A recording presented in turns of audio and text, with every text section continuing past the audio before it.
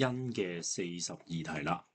咁呢條題目話7份禮物，唔同嘅禮物分俾7個唔同嘅學生，但係咧最大嗰份禮物一定要俾呢兩個人其中一個啦。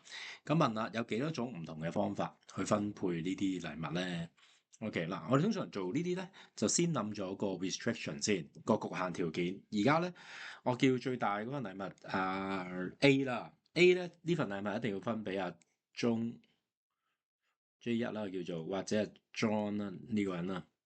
OK，咁即係話有兩個分配方法，呢度有兩個分配方法。咁其餘嘅 B、C、D、E、F、G 嗰6份禮物咧，就隨意咁分。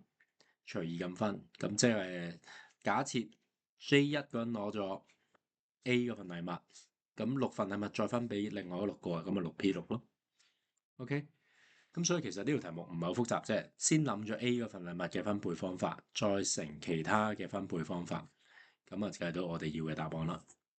OK，中意條片嘅可以 like 啦，同埋 subscribe 我哋 channel。好多謝各位收睇。